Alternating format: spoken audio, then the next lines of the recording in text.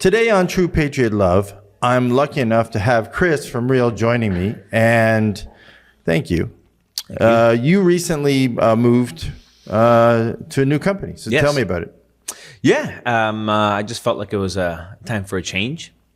I also felt that I just wanted more impact and more opportunity as well within a company that's growing extremely fast. So a Real broker is growing really fast. It is an American company, Okay. but it's growing really fast. Yeah. That's why I just want to be clear. It's an American company, I'm but only joking. but it's growing. It's growing really fast, and I fell in love with the culture of the company, Yep. and their values. And one of their values that I love, and in fact, we adopted it for our real estate team, which is work hard, be kind.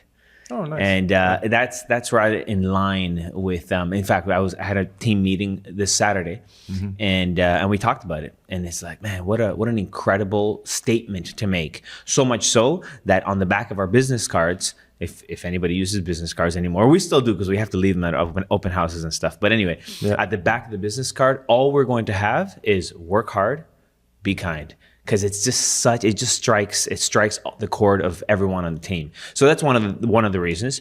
The other reason is, this company invests back into the people, which is us, the agents. And how do they do it? Well, let's say that you inspire somebody in the way that you do business, in the way that you're doing your day-to-day stuff, and they say, hey, which company do you work with? Do you partner with? And if you tell them, hey, it's Real, and it's not a recruiting thing, you just say, I work with Real, and here's the contact information of some people that can tell you what it's all about. If they sign up, then there's some revenue share that you get, and then you can use that and just build a bigger business and invest in your brand, invest in your presence, invest in your marketing campaigns. And so I just find that companies that reinvest back into the agents, I think that's the new way. And a lot of people say, oh, well, that's what is it called? Multi-level marketing. Yeah. And I just want to reshape the thinking of that. For example, Remax invests in billboards and ads. Okay.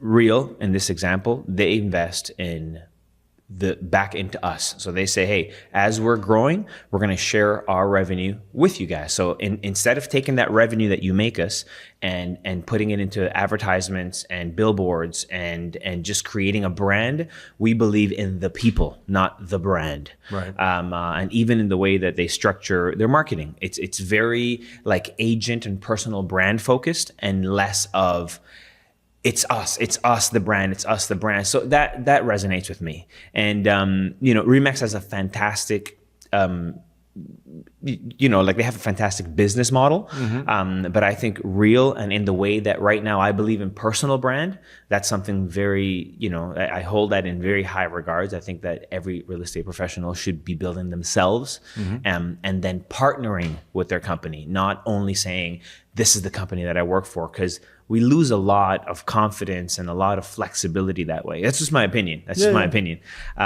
So it resonated with me. I love the idea of coming together, building my own personal brand within a company, and getting compensated for representing the brand and doing a really good job. Not only that, it's one brokerage with 32,000 agents in it. And it's almost impossible to not have shares of the company. So there's so many ways to acquire shares of the company. Now imagine, I love the WestJet model. This is a model that WestJet, WestJet would give you shares when you worked, right? So I love that idea, because now you have a tendency of not doing any funny business when the company that you're working for, you don't want the company's stock to go down, right? Because you have shares. Yeah. So now you start to apply yourself a little bit more. You start to build yourself up. You start to go get educated. You start to, support your fellow ally, within the company, because you want the company itself to go up. So there's just so many ways that I thought, man, you know what, this fits the way that I think and the way that I want to do business. Oh, good. Yeah. Good. Yeah. It's interesting. When you said be kind, I thought about, when I called you, I said, come on over. I want to talk about condos. I said, well, what do you want to talk about? Condos? That's, not the greatest topic these days. But, you must have to deal with a lot of situations where you need to be kind. Yeah. And, you know, for those of you, a lot of us are hearing about condos, and basically how many condos are in the market right now. So there's 40,000 plus empty condos sitting across Canada. Toronto and Vancouver are just doing terrible when it comes to the condo sales market. Condo starts have almost stopped. You don't hear about many new condos coming up. I think some are finishing that because, you know, you know, you've been through it, how they finance them, you know, they have to get them approved, and then they basically have to go out and pre-sell. And you know, that was where, and you know, stop me if I'm wrong as I'm going through the history here, because you know it better than I, you know, 2015 to 2022. And the funny thing is, I had just come, and let me tell you, I think I've told you this story, but I just got back into Canada in 2011. 2008, the mortgage meltdown, I was in the States and I went through it, and I've talked about it on shows before, how, you know, I was lucky enough, 2006, you know, not to own anything, got rid of everything in the States and basically rented and rode through the mortgage meltdown without any assets, which I was, and I should say on the personal side. On the commercial side, I did have assets. I did actually invest in a company and was building a company and had licenses and everything else. And I got that call from the Bank of America, like I think most Americans who lived in Florida at that time, saying to me that in 7 days I had to pay my mortgages off. So Good luck. that little clause in your agreement that basically says when you take a mortgage that they can call your mortgage at any time, which people today, when I'm having dinner and I'm at dinner parties and I tell the story, one person always says to me, no, they can't do that. With credit cards too. Yeah. They can do any lending product. Yeah. They can call They can call it. immediately. And in those days when the mortgage meltdown happened and everyone was collapsing, the banks got scared and they started to call our credit. So, you know, again, I tell the story how I came back to Toronto, I sold everything. My business partner in the US, he sold as much and levered himself as much. And we tried to keep the couple businesses we could keep in that company because we had 6 licenses. We tried to keep what we had and we tried to keep going. And we managed to keep a couple. Out of 6, we kept a couple and we stayed alive. And, you know, to the grace of God came a buyer shortly after. And it was only out of fluke that the buyer came, knocked on our construction door of the one site and said, I want to buy your company. We had dinner at Don Shula's Steakhouse, shook hands, and quite frankly, my life changed forever out of that kind of luck moment that buyer found me and bought the company. So, you know, here we are today, and, you know, we're talking about condos in Toronto, and I came back in 2011, 12, I started another business, and soon after, I started watching the condo market. And, you know, from a Canadian who had been through the mortgage meltdown, I kind of saw this right away. I knew what was happening. You know, I was going to dinner parties and I was talking to friends and they're saying, you know, I just bought my 3rd condo and I flip condos. And I was going all over and I was meeting all these guys and they're like, I buy these pre-construction condos and I sell them, right? Because, you know, the pre-construction value is now at the sale value. So I'll grow the appreciation. I'm going to make 50, 100,000 before the thing even gets going. I'm going to resell it, or I'm going to rent it. And I'm like, yeah, sure you will buy as many as you want. It worked. Yeah, and they're like, Paul. Past tense. Yeah, It worked. It worked. I saw it work. They're like, Paul, do you want to get in on it? And I'm like, no, I don't want to get in on it. I seen how this ends, right? Because you know, greed, the challenge of greed. It's right? when do you stop? That's the key. You can't. You can't stop. Yeah. Human nature. I learned this in Florida. You might think, okay, I'm going to get out now. Human nature will not let you get out. And the problem is the last loss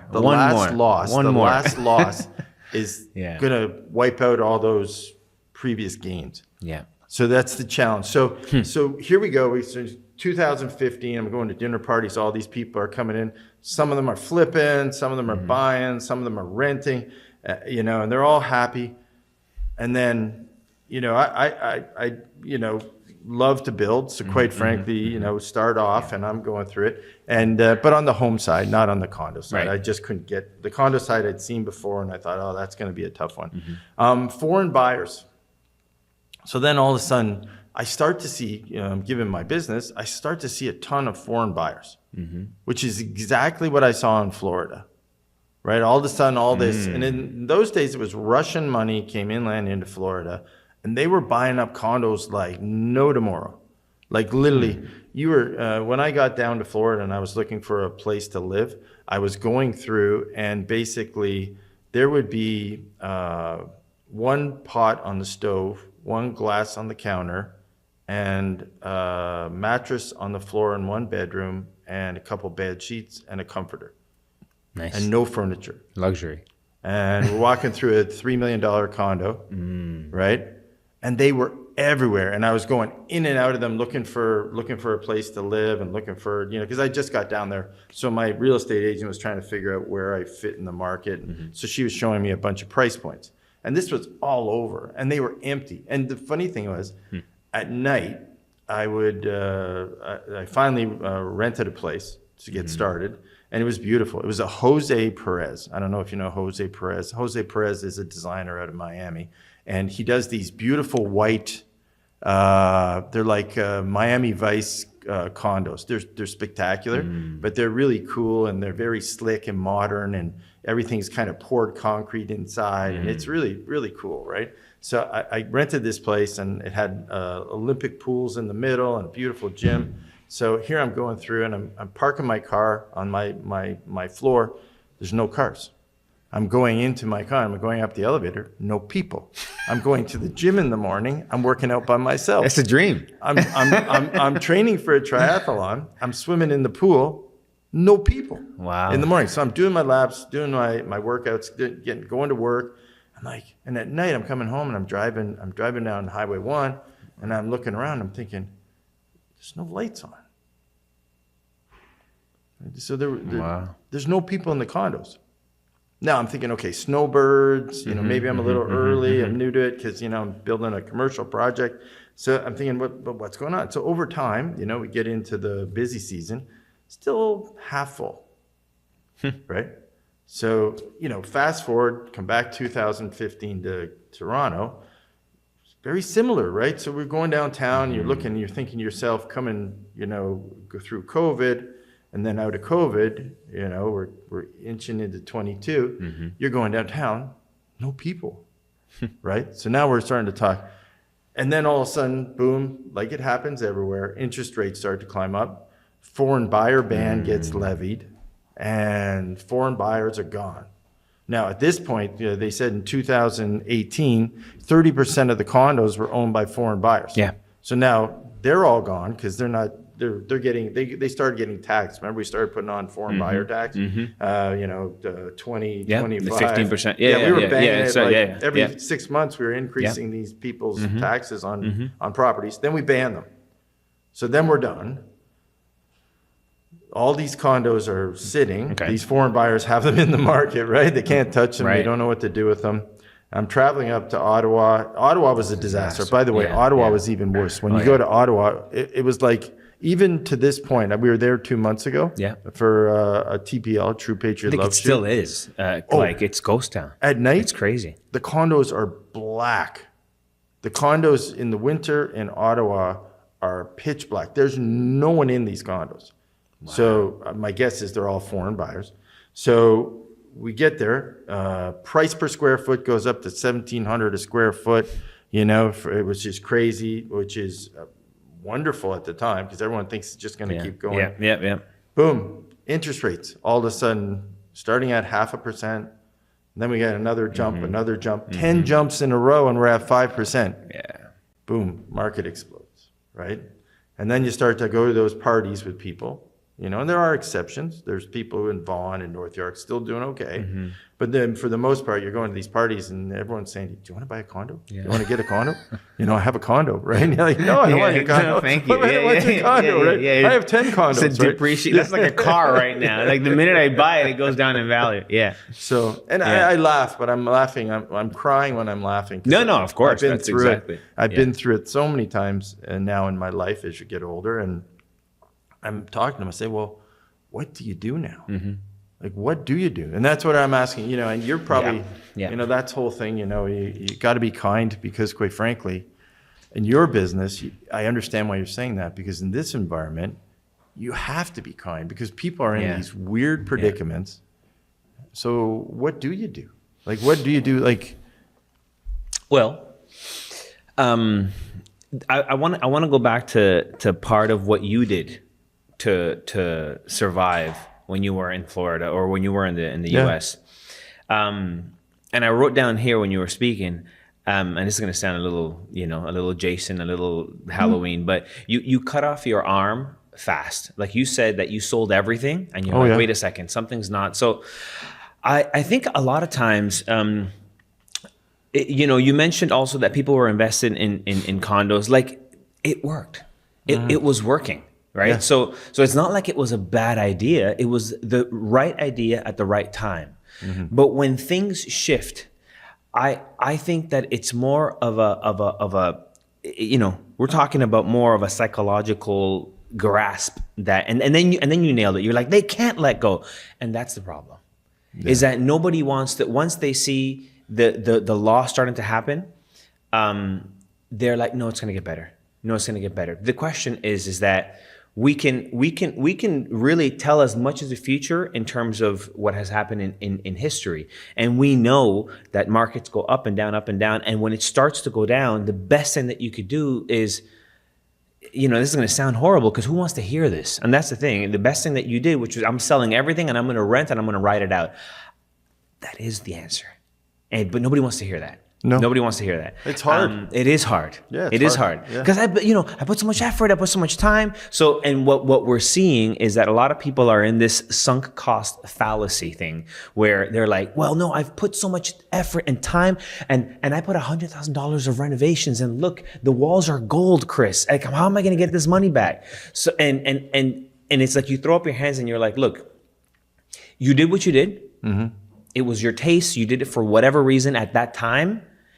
We have to realize that right now there's like a little virus that's kind of taken over. Yep. And the faster you cut your arm off and stop the spreading of the loss of money virus, then the better you're gonna do, because then you can take, especially if it's costing you money in that time. Let's say, that you bought a condo for $500,000. Let's go to $750,000. Yep. $750,000. Now it's worth $550,000. You're going to take a $200,000 haircut. Okay. Now, some people can't get out because it's going to quite literally potentially bankrupt them.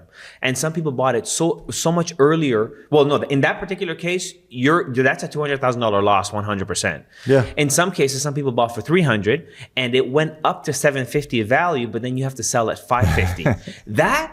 You gotta hurry up, sell, and get out. You gotta immediately. You gotta run. So if you're in that position right now, I'm speaking to everybody in that position. If you bought for less, you have to sell immediately. Yes. And here's now what you do. You have to price the listing price for where the market is going, not where it is. Mm-hmm. Exactly. That's the key. Yeah. Because if you price where the market is and the market is on the way down, you're going to price it where it is, but the market's going this way. Now you are overpriced in the eyes of the buyer. It doesn't matter what you think. Yeah. You can think that your condo is worth whatever the heck. It's whatever the market is willing to pay for it. That's the value of your property. Exactly. Period. End of story. Yeah, right? 100%. So you have to price. If the market is trending downwards, you almost have to beat out all of the current condos that are on the market, as much as it may hurt. And this is the cutting off the arm thing that I'm talking about. Yes. It may hurt a little bit more, but then you're going to offload the condo, and then you'll start to you can bandage up your arm, and you can stop the bleeding. The hemorrhaging, right? And that's ultimately what needs to happen. I think a lot of it is mental, in my opinion, because the stats are there. Okay, there's a lot of professionals out there that can tell you where the market is, where it's going, but then people don't want to make decisions. They see what they need to do, and they're like, no, I'm not willing to do that. Are you crazy? I just sold a condo. I mean, 3 years ago, it was selling for $200,000 more. I'm not going to do it. Yeah. And then what do you like? So that's all mental. Right. There's nothing that can be done there. And now it's up to the person to either bleed out or to stop the hemorrhaging by offloading. Well, it's interesting because now 81% of the investors with mortgages are losing $600 a month. right? I believe that. Just by owning. 100%. That's what the stats Makes are total telling us sense. now. Yeah. And it's interesting the way you say it, Chris, because, I look at the comparison, and this is kind of a U.S. to Canadian comparison, and like having lived through the 2008 debacle. Americans are much faster at making that decision. Canadians seem to be struggling right now. And I it's interesting to watch because they're like, hold. And it, it's kind of, and I'm looking at it and I'm thinking, okay, you're all holding. The inventory is growing. So what you're doing is, as another 1,000 come onto market, you're all holding. You're all losing your 600 and whatever a month. Yeah, I mean, it's The just price is dropping. Canadians are holding on to hope. They are holding on to hope. That's it. They're making decisions on hope. That's a bad plan. Right. But Americans are more aggressive, and they're going to say, hold on a second, I'm taking control of this thing. Whether it hurts or not, I'm going to hobble into the next century. I don't care, but I'm going to be alive. Canadians are like, it's just fate. I'm just going to ride it out and see what happens. I believe in the government. I believe in what everybody else does for me, but they're not willing to take the bull by the horns, per se. Right? I was amazed in the meltdown. So what I saw in the meltdown, which was very wild for me to see, is in Florida, because this is where the worst impacts, Fannie Mae and all the craziness it was the hub of the meltdown. I was shocked how fast Americans loaded up their U-Hauls. And headed out and restarted again. They literally they pulled the parachute and they were in U-Hauls, and it was almost like I remember going back to coming back to Canada, selling, trying to get a bunch of cash together. I remember the whole rigmarole, the news, everything. It was very scary. I can tell you, it's crazy scary. One of the scariest things I ever went through business-wise in my life. I was heading back, and I'm watching the news. I got back to Florida, and I was driving to one of my properties, and literally it was like a movie. The doors of the homes were flapping open. Oh my God. The people were in pulling the wire, stealing the copper wire from the pools were all green. The security gates were open. There were no security guards at the secure developments. They were all gone. And I was driving through, and you just seeing empty home, empty subdivision, empty, and U-Hauls kind of going down the road in front of me, just heading out. People had thrown their keys on the table. They were moving on. They were heading back to be with their families for a while. They were setting up to restructure. And I was like, oh, wow, this is crazy. But they were very aggressive the way they did it. We're watching another thing here. We're watching this slow kind of malaise as people sit and they're like kind of walking around. They're like, I think it's going to back. And the funny thing, so this is the interesting thing is I got ready for this show because people are saying now, well, construction workers, there's equal number of construction workers going to be out of job, which makes sense. Yeah, makes sense. There were 40,000 plus guys building condos. Now they're going to be out of work. Makes sense. They're going to be okay. Some of them are going to retire. The rest of them, quite frankly, are going to move to other jurisdictions. Sure. The one good thing about the construction trade is you learn to be mobile and you learn to be agile. So they'll pick up and they'll go. They'll sell their homes here, whatever, leave their families here, go to there and live by themselves. They'll figure it out. Yeah. It won't be the greatest, but they're tough enough to do it, right? So they'll go. Yeah. They're saying, okay, but then there's going to be an undersupply in 2020. So as this inventory kind of rolls off, in 2029, 2030, there is going to be a market again, and the market will be your condo will be valuable again, except for the little condos. They'll never be there. So those will never be valuable. I think we've all kind of wrote those off. Anyone who bought a 500 square foot or a 650, you just got to say goodbye to all the cash you put into it. That cash, that's just a total write-off, right? There's no point. I think everyone's agreed on that. So now it's going to come back. So my question, which I can't see right now, so this is what I'm not seeing. I don't see how I know that's hope. I know it's another hope signaling. Okay, you got to make it to 2029. So hold on because it's coming back because the supply will kind of work its way through. What's going to make it work itself through? We have almost zero birth rates. So we're not. It's not like we're having tons of kids or kids. They're not moving like up. me anymore. That's for sure. Everyone has like none or one. That's exactly. it. So it's not like we're not. Immigration, quite frankly, is netting the opposite way. So it's starting to, there's more people, leaving than there are coming. So, and we still have people coming in the country, but the people coming in the country, they're not buying homes. No, they're renting. Right? Yeah. They're renting. They don't have the money to buy. And quite frankly, they're smart not to buy.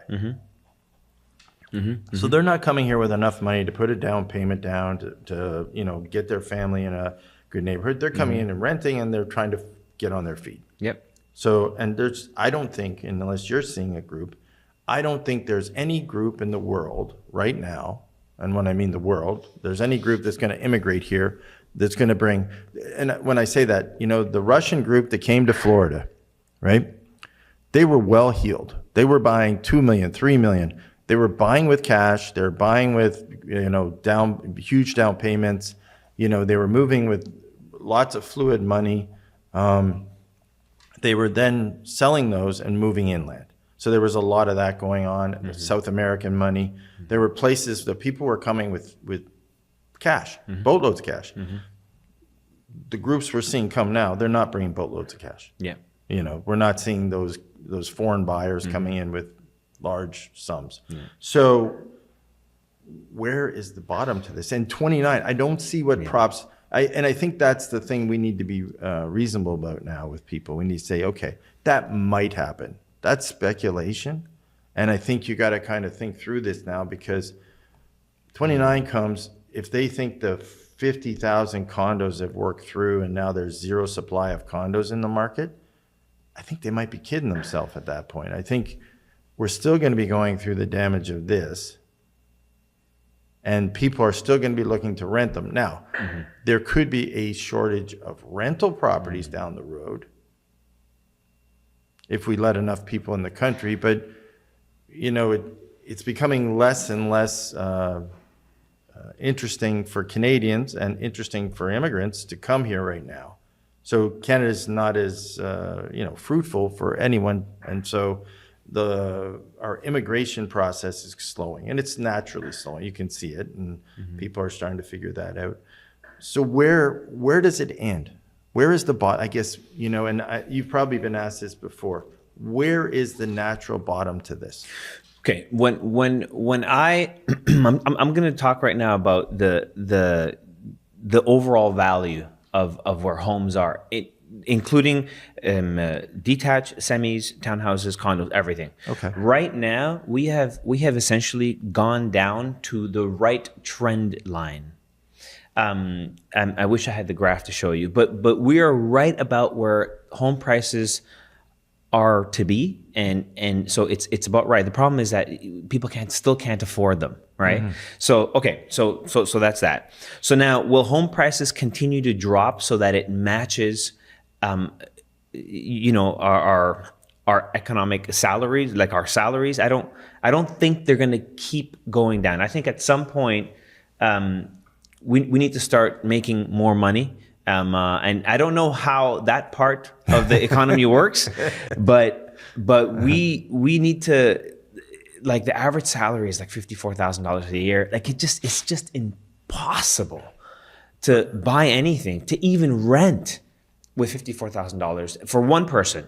Okay, so you go and you get you get married. All right, so now let's say two averages $100,000. All right, that's barely it, but you're still not affording a home unless you're going to Windsor. Right. But if you live in Toronto and you're making the average and you have to drive to Windsor, it's just not going to work. Okay, cool.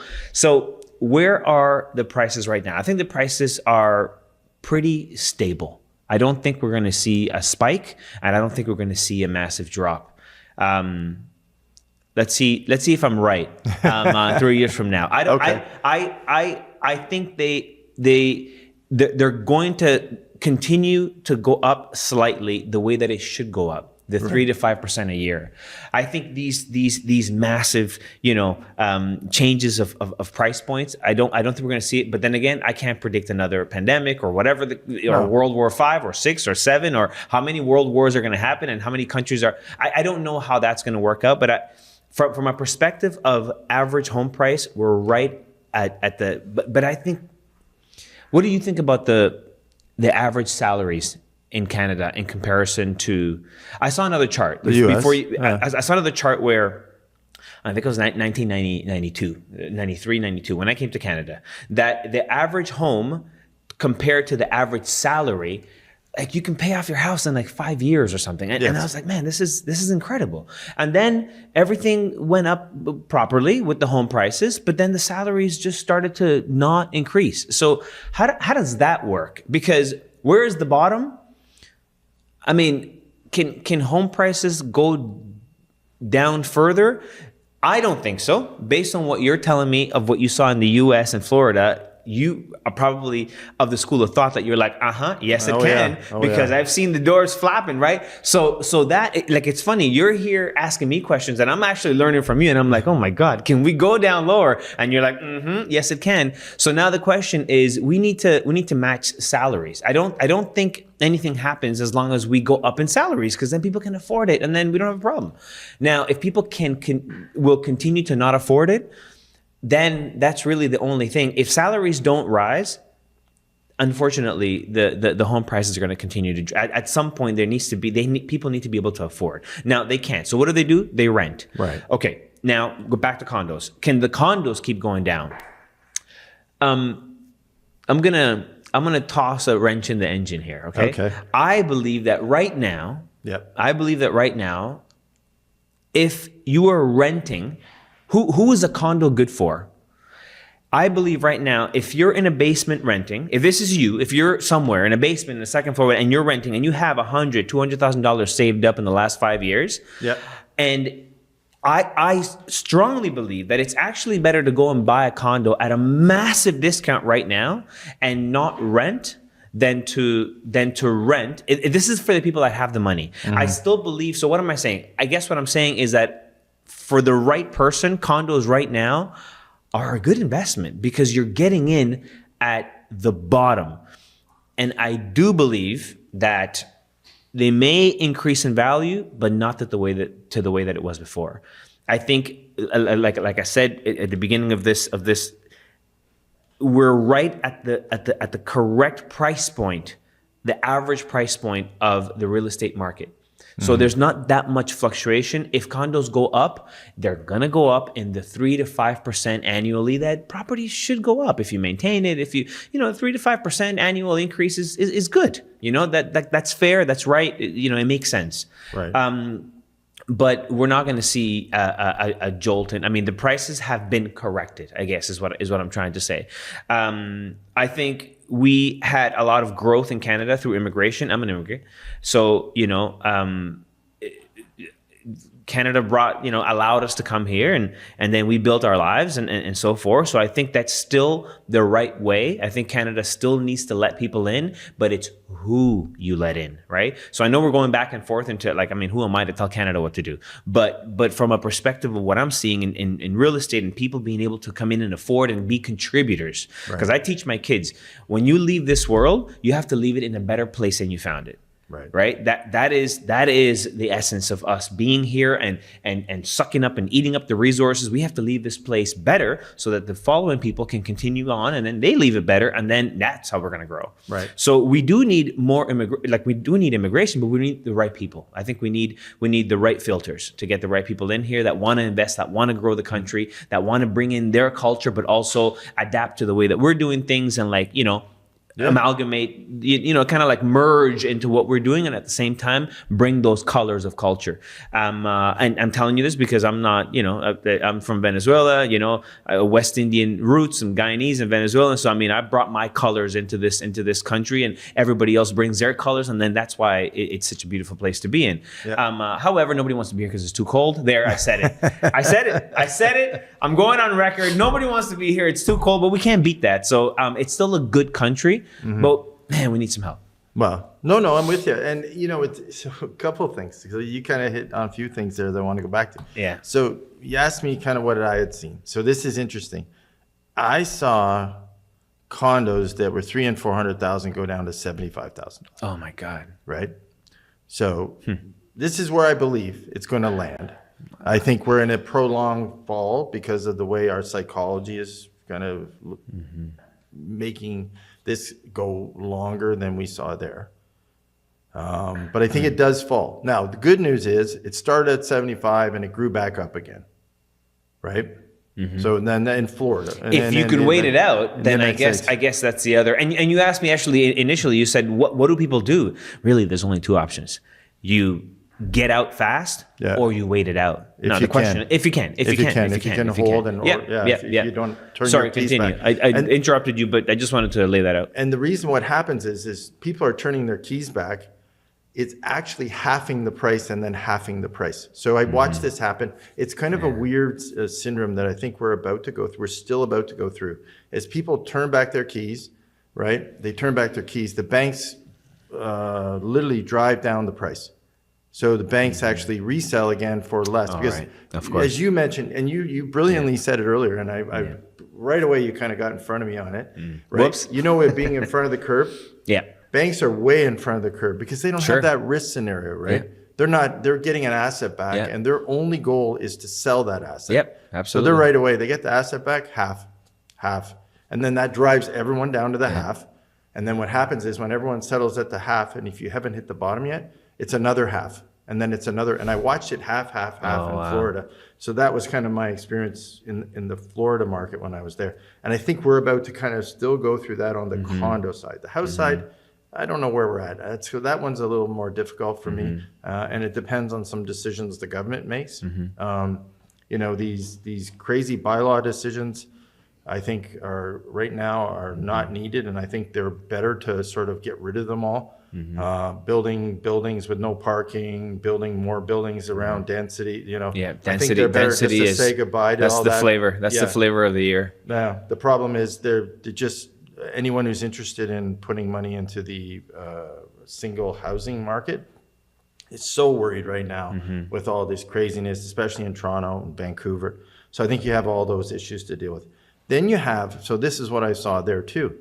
Then you have the issue, which no one ever thinks about, right? Is maintenance fees on condos. Oof, right? that's a big So one this too. crazy. Yeah. So, and people talk to me about it all the time. Yeah. They say, you know, what do I do now?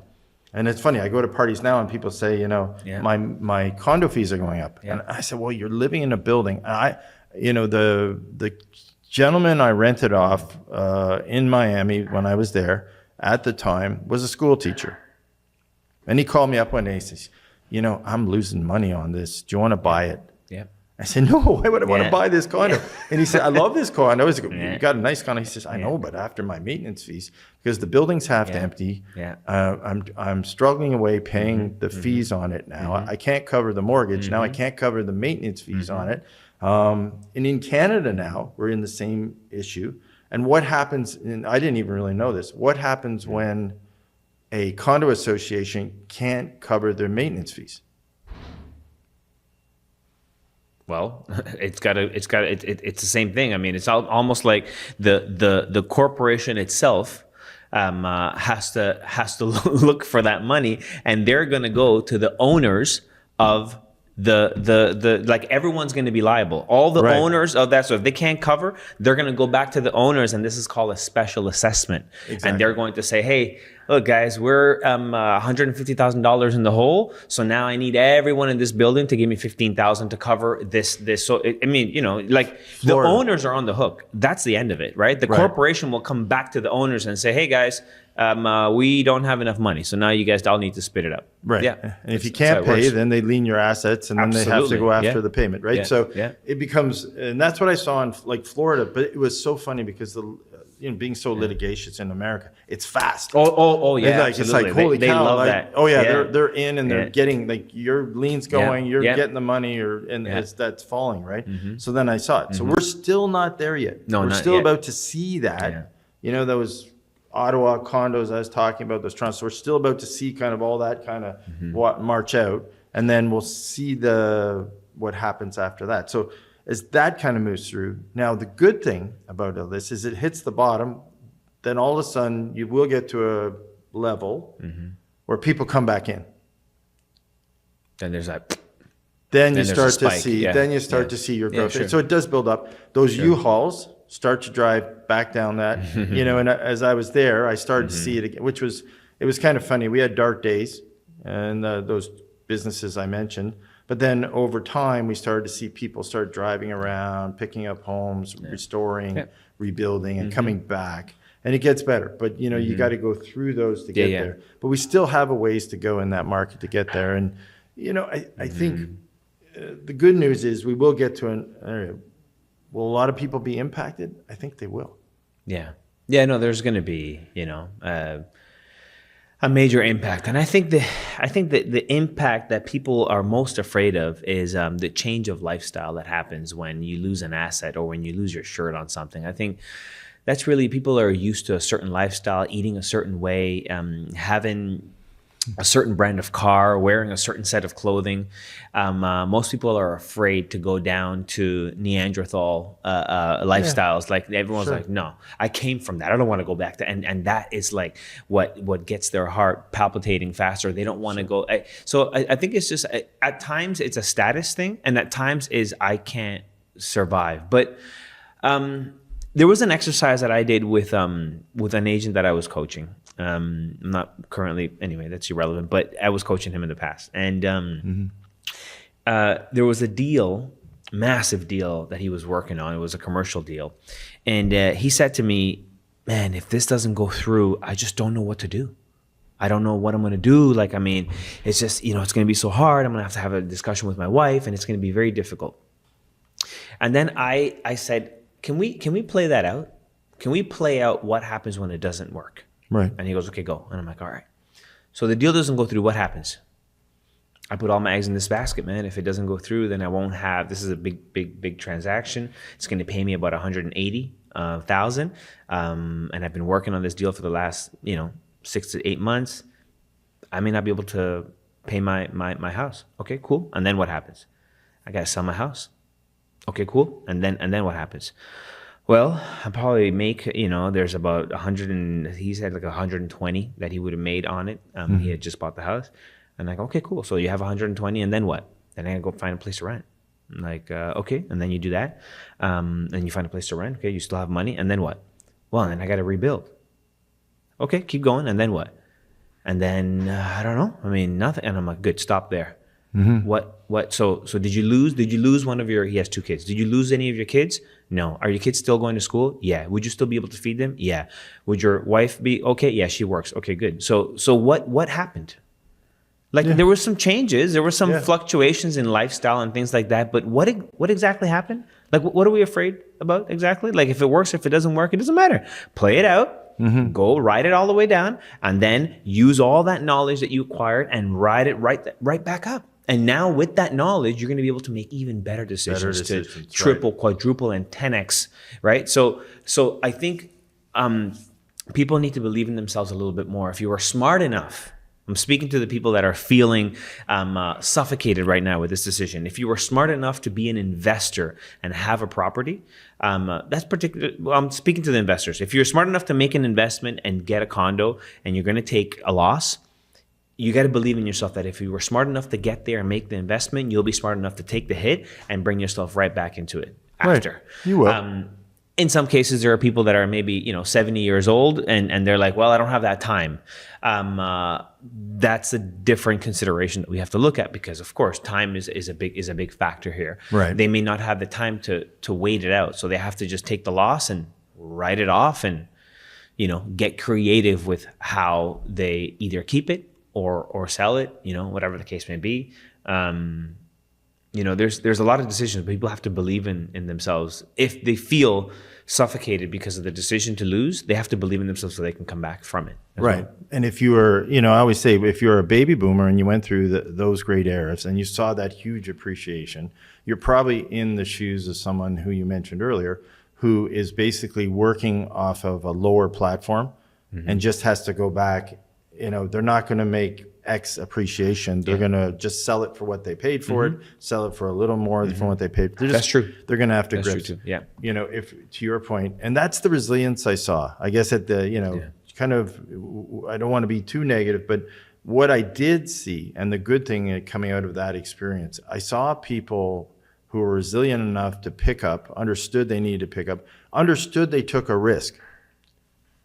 Yeah. They did take a big jump. Yeah. They did, and they knew it. They weren't naive to it. They didn't sit in the bar at night and tell you a story. They knew It was interesting. I saw before the bust, I saw a huge bubble where people were living off those assets like they were cash. So they were borrowing off them, they were living off them, and they were living Over leveraged. Oh my God, they were living amazing lives. They were flying around. They were going on these vacations. All of a sudden that stopped. And to your point, and you were that scenario with that gentleman you were talking about is so amazing. But all of a sudden it stopped, and for a while there, you saw in America, Americans didn't take vacations. They didn't eat out very much. So all the things they were doing, they stopped for a while. Absolutely. And they had to retool. And, we're about to see, we're seeing it slowly. Like if you notice, and the indicators that you see what they report on every quarter, restaurants, very few people are eating in restaurants right now. They're talking about a huge amount of actually restaurants shutting this year. Yeah. Even more so than last year. I see it. They're starting. So we're seeing some of it now. Yeah. Because they're paying the extra $600 a month and everything. But being resilient enough to your point to say, okay, enough's enough. I'm out before the bottom hits. Yes. Because if you do ride it to the bottom, it's critical. Yeah. The people who ride it to the bottom, it does have life altering effects. So it's good to kind of cut your loss now. Yeah. And that's what I've learned through but the nice part is they will pick up, they will go again, they'll move for a while, and they will come back. And I think your comment about how they had the knowledge to identify an opportunity, it might not have worked, but now they have even more knowledge if that opportunity comes again, to be in out, not to overstay, not to get greedy, not to do the things they did.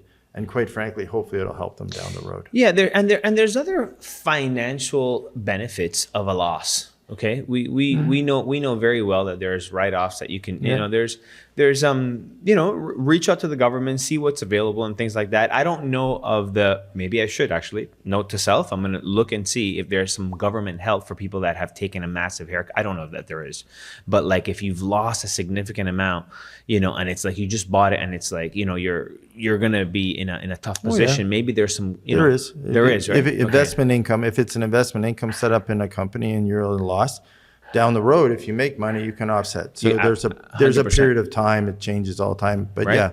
So and well, not that this is the topic, but that's another reason why if you're making an investment, it's important to put it under a corporation because there are these benefits that you can that you can have. Yeah, you learn. So then you don't look at a loss as a loss. You just look at it as one of the plays in the chessboard that you're playing of life, right? Okay, I lost a pawn. Shucks, let me try and get another, let me try to eat something else, okay, like it's okay. Like, the king is not down yet. The queen is not, you got your main pieces. Sometimes you take a hit on a particular piece, you sacrifice certain things, but the knowledge, the information that you got and things like that, the silver lining is that you're a much wiser and better investor than you ever were before. I think we learn better through the losses. And, at times, I think the wins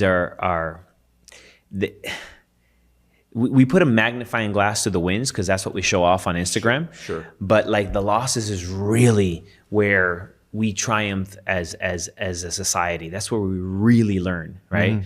I had, within the COVID times, there's a company I was involved in and it went, it went belly up, and I lost a significant, over $500,000, right? So it was a tough. I had to swallow that. I was in depression mode for 3 months and 4 days before I slapped myself out of it, and I'm like, let's go, man. Like, there's more to do. Yeah. That's okay. And at times I not that this is a good answer either, but at times I went spiritual, where I'm like, it's okay. I lost that because God knows that I can afford to lose that. So I need to understand that is a loss that I was able to take because I'm worth more and I can do more. Right. So sometimes you have to get in your head. Yeah. Whether you're a businessman or not, whether you're a businesswoman or not, I think we have to tell ourselves, good things to get us past these dark times. It's not always going to be sunshines and rainbows, but hey, as long as you can wake up and fight another day, I think, we're in good shape. Well, Chris, the next show I want to do with you. Yes. I want to do a show where we talk about 2029, 2030. I'm in. Yeah, you got it. Speculation? Yeah. That would be incredible. Imagine if we get it all right. I know. Oh my gosh, I that would wanna be put- like that's why I Merlin. wanna record Have it. you seen The Sword in the Stone? Yeah, you know yeah. when Merlin opens the hole and says he's gonna fall right here. You know, and he falls right there. Like that's what that moment would be like if we get it right. And I say if because the truth is that it's all speculation at the end of the day, right, Paul? Like, I mean, we're here, we're looking at some facts, we're looking at some ideas, life experiences. I mean, you're full of it. You know, I come here and I'm like, you know, I'm almost inspired with all the information that you have. You come here to interview me, and I end up asking you questions like, can I learn from you, right? Because of that experience Well, that we you have. both So do. thank you so much for having me. It's always a pleasure. Thank you. Thank you.